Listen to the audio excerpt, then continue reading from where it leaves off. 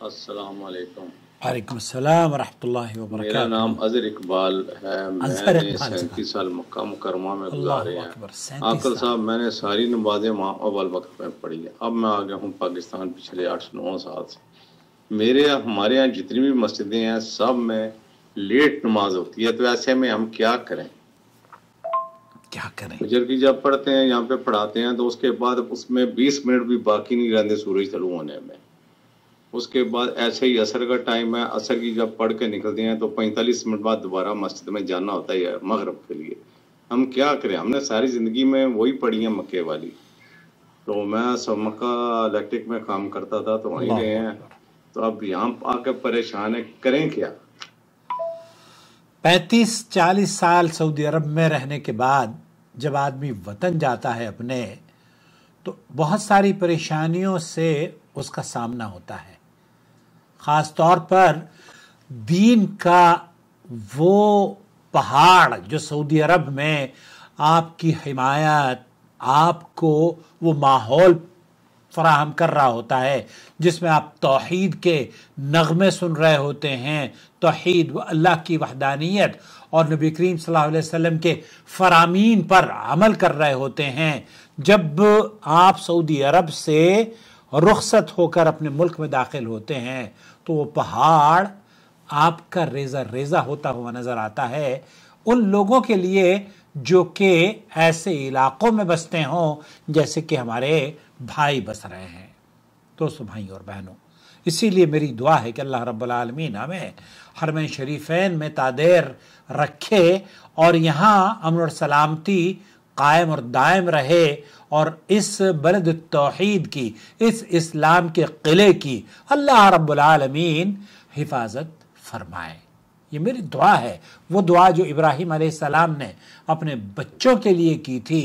یا آنے والی نسلوں کے لیے کی تھی، میں بھی اپنے لیے، اپنے آنے والی نسلوں کے لیے دعا گو ہوں کہ اللہ تعالی ہمیں حرمین کے قرب و جوار میں بسنے کی توفیق سے نواز دے، کیونکہ یہ وہ بلد التوحید ہے جہاں شرک و بدعات، خرافات سے یہ روئے زمین اللہ کے فضل و کرم سے پاک ہے۔ آپ جائیں ہندوستان پاکستان، ایئرپورٹ پر اترتے ہی آپ کو سامنے بہت بڑا بت کھڑا ہوا آپ کا استقبال کر رہا ہوتا ہے۔ میں تو اکثر یہ کہا کرتا ہوں، شیخ صفی الرحمن مبارک پوری رحمۃ اللہ علیہ کہا کرتے تھے کہ جب میں ہندوستان کے لیے یا کسی ایسے ملک کے لیے سفر کرتا ہوں نا جہاں توحید کے نغمے نہیں سنائی دیتے، تو میں کہتا ہوں میں بلد التوحید سے بلد الشرک کے لیے سفر کر رہا ہوں۔ یا اللہ ہمارے ملکوں میں بھی شرک اور خرافات سے وہاں کے باشندوں کو بچا لے، آمین یا رب العالمین۔ اللہ رب العالمین کی دیکھیے، اللہ تعالیٰ نے دن اور رات میں 5 وقت کی نمازیں ہم پر فرض کی ہیں۔ اللہ تعالیٰ کی حکمت یہ ہے کہ یہ نمازیں مقررہ اوقات میں ادا کی جائیں اور ہم اپنے رب سے یا اللہ کا، اس کے بندوں کو یہ موقع اللہ تعالیٰ عطا فرماتا ہے کہ بندے اپنے رب سے 5 مرتبہ کم از کم وہ کمیونیکیشن جاری رکھیں، چاہے وہ نماز میں سورہ فاتحہ کے ذریعے ہو یا نماز میں دعاؤں کے ذریعے ہو۔ دوستو، بھائیوں اور بہنوں، لیکن یہ بات بھی بالکل درست ہے کہ جب ہم اپنے ملکوں میں جاتے ہیں تو فجر کی نماز یہاں جس وقت پہ پڑھی جاتی ہے وہ مختلف ہو جاتی ہے۔ نماز تو کیا، نماز کا طریقہ بھی مختلف ہو جاتا ہے۔ آمین، آپ یہاں حرمین شریفین میں آتے ہیں، آپ بہت زور سے آمین سنتے ہوں گے، وہاں واپس جائیں گے تو وہ ایک شاہی امام ہیں ہریانہ کے یا پنجاب کے، وہ اتنی غیر مہذب اور ایسی گفتگو کرتے ہیں کہ جناب ان کی تو نماز ہی نہیں ہوتی، اعوذ باللہ، اللہ انہیں ہدایت دے دے۔ بہرحال صرف آپ جو جاننا چاہ رہے ہیں اس کی فضیلت بڑی اہم ہے، اور آپ نے چونکہ 37-35 سال یہاں گزارے ہیں تو اللہ کے رسول صلی اللہ علیہ وسلم سے جب عبداللہ ابن مسعود رضی اللہ تعالی عنہ نے پوچھا تھا کہ سب سے اعمال، ای الاعمال احب الی اللہ، کہ اللہ کو سب سے محبوب عمل کون سا ہے؟ آپ نے فرمایا تھا نماز، اور نماز بھی الصلاۃ علی وقتہا، آپ علیہ الصلوۃ والسلام نے فرمایا تھا، یہ بخاری اور مسلم کی روایت ہے، کہ نماز کو اس کے وقت پر ادا کرنا۔ اور حضرت انس بن مالک رضی اللہ تعالی عنہ یہ بیان کرتے ہیں، صحیح بخاری کے اندر حدیث موجود ہے کہ صحابہ عصر کی نماز ابتدائے وقت میں پڑھتے، پھر اونٹ ذبح کرتے، گوشت پکاتے اور کھا لیتے، سورج ابھی غروب نہیں ہوا ہوتا تھا۔ یہ صحیح بخاری کی حدیث نمبر 554 ہے۔ ثم يذبحون الجزور ويطبخونها ويأكلونها قبل ان، یہ بڑی واضح دلیل ہے کہ اتنا وقت عصر کی نماز کے بعد ہوا کرتا تھا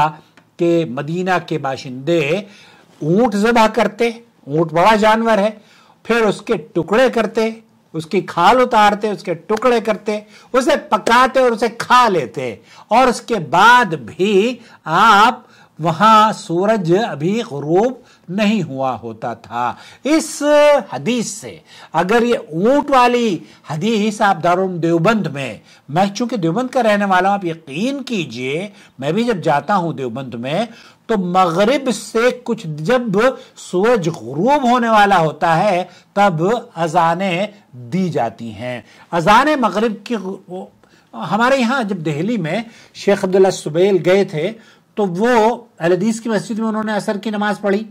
اب امام کعبہ ہیں، آپ تو 37 سال یہاں رہ کر گئے، 35 سال، امام کعبہ جب دلی گئے یا لاہور جاتے ہیں تو وہاں جا کر بڑی حیرت ہوتی ہے ان کو کہ عصر کی نماز اول وقت میں پڑھتے ہیں وہ اہل حدیثوں کے یہاں، اس کے بعد اگر وہ گھومنے نکل جائیں تو مغرب تک ان کے کانوں میں عصر کی اذانیں آتی رہتی ہیں، کوئی 4:30 بجے کر رہا ہے، کوئی 5 بجے کر رہا ہے، کوئی 5، 6، 6:30، مطلب مغرب کے غروب آفتاب سے تھوڑی دیر پہلے تک نمازیں ہو رہی ہوتی ہیں۔ دوستوں، بھائیوں اور بہنوں، نبی کریم صلی اللہ علیہ وسلم اور صحابہ کا عمل تو یہ تھا کہ اتنا وقت ہوتا تھا، نماز کو جلدی اور مقررہ وقت پر ادا کرنے ہی کی فضیلت آئی ہے، دنیاوی کام بعد میں کریں، پہلے نمازوں کو ترجیح دے لیں۔ اور حدیث میں حضرت ابو ذر رضی اللہ تعالیٰ عنہ سے، یہ صحیح مسلم کے اندر بھی روایت موجود ہے کہ نماز کا وقت آتے ہی ادا کرو۔ آپ علیہ الصلوۃ والسلام نے فرمایا اگر لوگ پہلے پڑھیں تو ان کے ساتھ پڑھ لینا۔ یہ حضرت ابو ذر رضی اللہ تعالیٰ عنہ سے مروی ہے، صلی الصلاۃ لوقتہا، آپ نماز کو نماز کے پہلے جو اس کا وقت ہے اسی پر ادا کریں، ورنہ آپ کی نمازیں ضائع ہونے کے مترادف عمل ہوتا ہے۔ یہ نبی کی واضح حدیث ہے کہ تاخیر سے ہمیں بچنا چاہیے۔ اب حرمین شریفین میں آپ دیکھ کر گئے ہیں، حرمین شریفین میں نماز عصر اور دیگر نمازیں اول وقت میں ادا کی جاتی ہیں، یہی سنت نبوی ہے، اور یہی بر صغیر میں اہل حدیث علماء کا بھی یہی موقف ہے، اور ہماری مساجد میں بھی اول وقت میں ہی نمازیں پڑھی جاتی ہیں، اور یہی ہمارا اصل بنیادی کئی اختلافی امور ہیں، جن میں سے ایک یہ بھی امر ہے کہ احناف کے یہاں تاخیر سے نماز پڑھی جاتی، فجر میں بھی وہ غروب، وہ بالکل سورج جب نکلنا شروع ہو جاتا ہے تب ان کے یہاں نماز ہوتی ہیں۔ تو نماز کا صحیح وقت اس کے آغاز میں پڑھنا ہے، اور نبی کریم صلی اللہ علیہ وسلم صحابہ عصر کی نماز پڑھ کر فوراً روزمرہ کے کام انجام دیا کرتے تھے، لیکن نماز کبھی تاخیر سے نہیں ہوتی تھی، بلکہ اتنا وقت ہوتا تھا کہ آپ اونٹ ذبح کر لیں اور اس کو کھال اتار لیں، گوشت کے ٹکڑے کر لیں، پکا لیں اور کھا لیں، تو اس سے آپ ذرا اندازہ کیجئے کہ کتنا وقت رہا ہوگا۔ اللہ سے دعا ہے کہ اللہ رب العالمین حرمین شریفین کی حفاظت فرمائے، اور جو لوگ بر صغیر میں یہاں سے گئے ہیں، بھیا آپ اہل حدیثوں کی مساجد اگر کہیں آپ کو مل جائے تو وہاں منتقل ہونے کی کوشش کریں، جو کہ آپ کے ہم مسلک یا ہم منہج لوگ ہیں، اور نہیں تو پھر آپ، ہم کیا کہیں آپ کو، پھر اپنے اگر ان کی مسجدوں میں آپ جائیں گے تو مسجدوں میں نماز پڑھ لیں، کوئی حرج نہیں ہے، لیکن اول وقت میں پڑھ کر اپنے ہی آپ نماز پڑھ کر واپس آ جائیں. یہ آپ اپنے گھر پہ بھی پڑھ سکتے ہیں. خلاصہ کلام یہ ہے کہ نماز کو اول وقت میں پڑھنے کی فضیلت اللہ کے رسول صلی اللہ علیہ وسلم بلکہ حکم ہے الصلاۃ علی وقتہا. تو نماز کو صحیح وقت جو ہے وہ اس وقت ہوتا ہے نماز کا جبکہ ہر چیز کا سایہ اس کے برابر ہو. تو یہاں سعودی عرب میں بھی تمام مساجد میں اسی پر